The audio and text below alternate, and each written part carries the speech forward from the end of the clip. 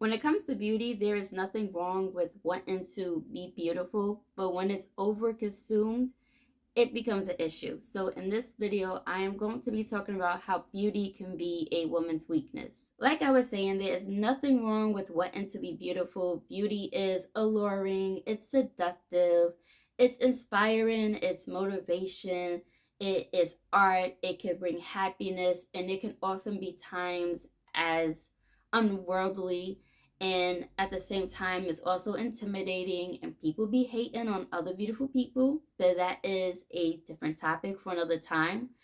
And I was also watching this TED talk one time, and this guy was talking about beauty and how when it comes to wars, enemies usually tend to destroy the most beautiful statues and monuments. So when the people of that city or place see that their statues and everything beauty about their city is being destroyed, it's like they lose hope and faith. So beauty brings a lot of hope and faith, and like I said, very inspiring. So there's nothing wrong with wanting to be beautiful.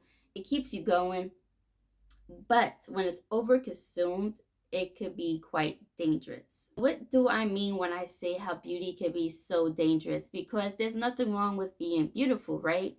But since beauty is so alluring and very addictive, people could get sucked in by it, no point intended, but people could be so sucked in by it that they get lost in the sauce trying to reach what they define is beauty to them. And living in today's world where everything is social media, beauty is the currency. And there's nothing wrong with that, but people take it too far.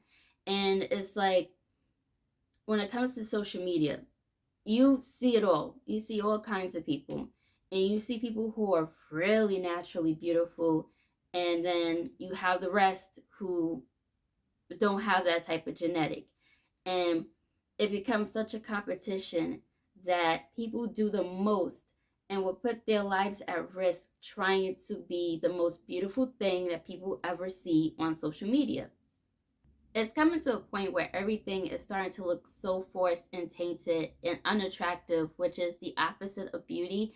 And don't get me wrong, who am I to tell you how to live your life? If you want to get all the plastic surgery and whatnot, great, do you. But I just feel like people like that are so close to it and they need to take a few steps back, because I think beauty is not meant to be something to be so sucked in by. It's like being drunk off of beauty. And I don't think it's supposed to be like that. It's something to be inspired by, of course, but not to be so drawn into it to where you lose yourself. And I feel like for a way to balance it out, because like I said over and over, there's nothing wrong with wanting to be beautiful, but there needs to be a balance. And I think the balance is to wake up every day being grateful of things like how you're still breathing. You still have all your fingers and your toes. There are people who are sick. There are people who don't have their legs or their arms. People who can't walk. People who can't talk and do certain things, people who can't hear, there's people who are blind, but yet you wake up every day healthy. And for me, I do that all the time, and it's a great way to balance it out and put yourself back into reality instead of being so sucked in by social media and trying to compete with everything that you see is beautiful, if that makes sense. I don't know. I just felt like I needed to come on here and share this message because I see a lot of, particularly girls, doing the most to get seen. And there's nothing wrong with wanting to be beautiful, but being too sucked in, you could get lost in that.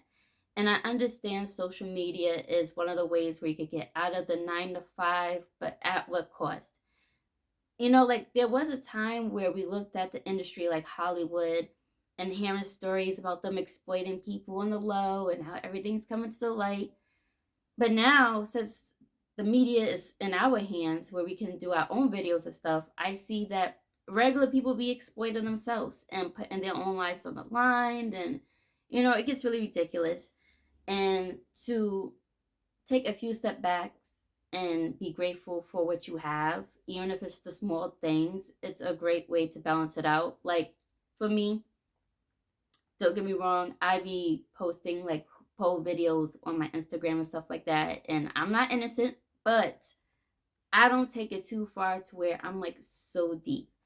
And I do be seeing girls going way over the edge in the pole community, and it's too much.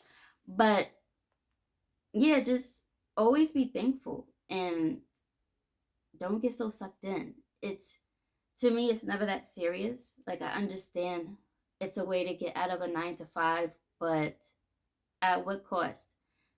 How much are you willing to give up your soul in a way to risk it all for this?